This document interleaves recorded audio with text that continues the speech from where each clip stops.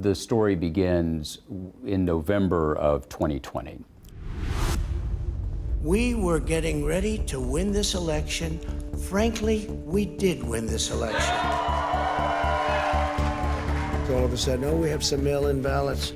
It's amazing how those mail-in ballots are so one-sided. Democracy doesn't work if the other side is always wrong. This election count is still in process. This is a race where every single vote counts. All the votes have to be counted. Joe Biden has been declared the next president of the United States.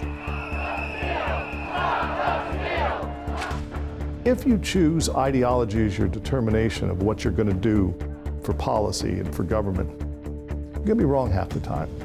Because no one ideology has all the answers, just doesn't.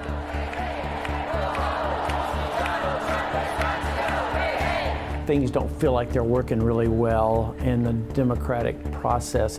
We're just constantly at each other's throats.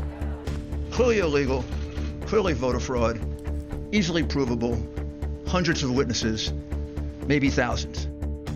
There's a lot of moving parts to this, but we have not seen any evidence of 13,000 illegal votes cast.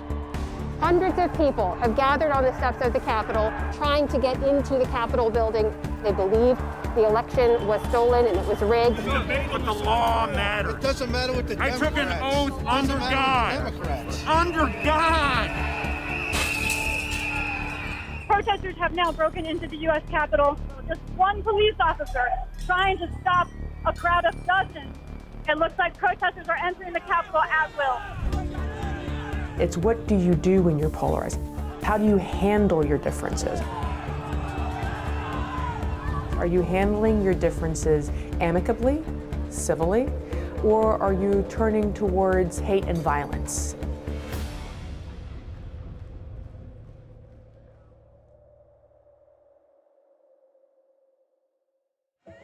American democracy is struggling with deep polarization. Partisan warfare has supplanted evidence-based problem solving, and the endless ideological conflict is overwhelming the work of politics, which, by the way, happens to be the mediation of differences. We are living in a world where a mob stormed the United States Capitol. Never happened before, not even during the Civil War. And so you have to sit back and think, why did that happen? And how do we keep it from happening again?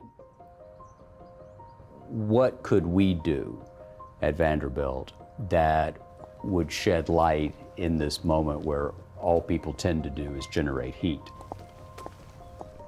There will always be polarization. What we have to find a way to do, and the point of this project in many ways, is to take some of the oxygen away from the fires of reflexive polarization.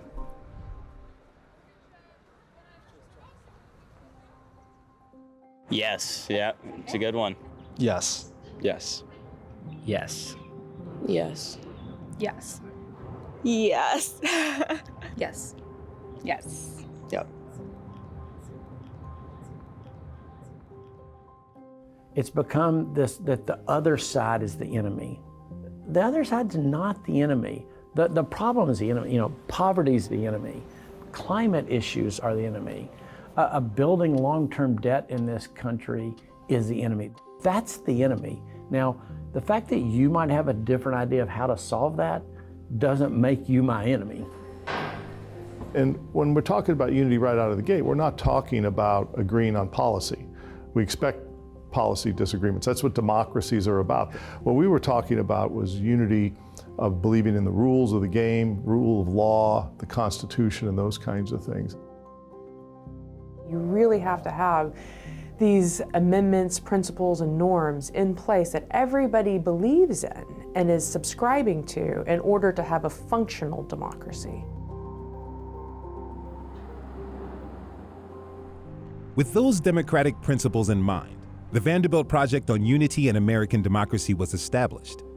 Managed by John Geer and co-chaired by John Meacham, Summer Ali, and former Tennessee Governor Bill Haslam, the project is a nonpartisan hub for scholars, policymakers, activists, leaders, and others to discuss and develop evidence-based solutions that are not driven by ideological bias. We should all take a moment and take a step back. The work we're trying to do here is in a respectful, thoughtful, reflective, supra-partisan way to discuss the internal and perennial principles that need to be protected. Nomenclature in juvenile court is quite different. More and more people think that the other side is not only wrong, but they're wrong for bad motives. I think that this is what's concerning for a lot of us. And we're wondering, are we moving into an authorizing environment for cruelty, for violence, for brutality? That's concerning. That's not good for democracy. That's not good in a democracy. So we're doubling down on our efforts here to see how we disrupt cycles that lead to violence. And we move towards cycles that lead to unity, that lead to peace, that lead to civility.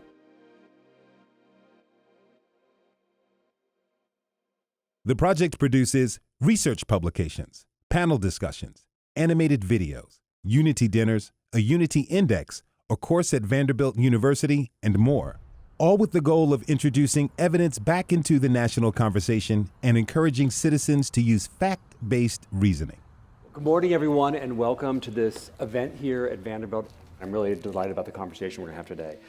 So every program we do, we want to get people to understand that whether you're on the left side or the right side of the spectrum, the more important thing is to have evidence and to try to adjudicate that in a way that tells you what's the best policy. Because if you choose ideology as your determination of what you're going to do for policy and for government, you're going to be wrong half the time.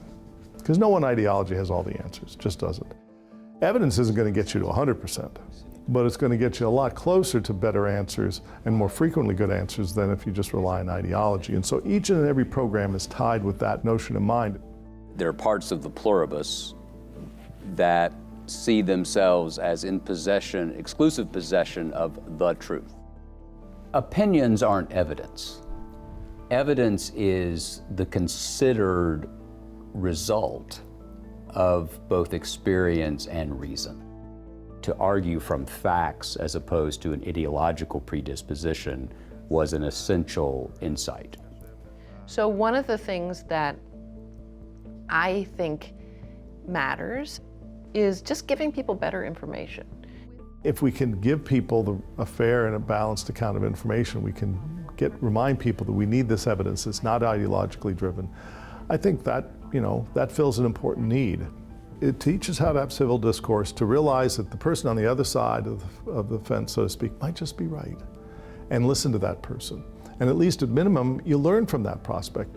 The fact that people are actually having that discussion, we should reflect on that to say, maybe we need to reevaluate what we're doing here. It's an ability to say, I might be wrong. I might be wrong is in some ways a threshold question for political unity. So this comes back to all of us, right? We have to support people who are willing to compromise. And you just have to make clear that you don't have to give up your political life if you compromise. My political mentor was Senator Howard Baker. He was a senator from Tennessee, and he had a saying, always remember, the other person might be right.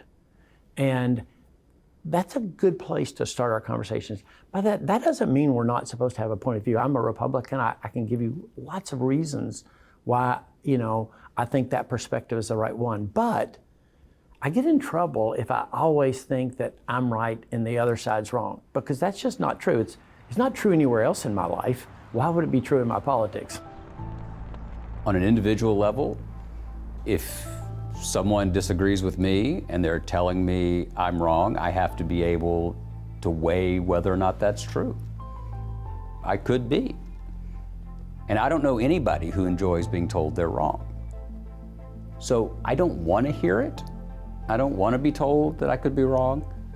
But the personal takeaway here is an openness to think, okay, maybe you have a point. And that's the nature of American democracy. It requires an enormous amount of work. And part of that work is understanding that you have to say something, if the evidence leads you, bad about the good guys or good about the bad guys.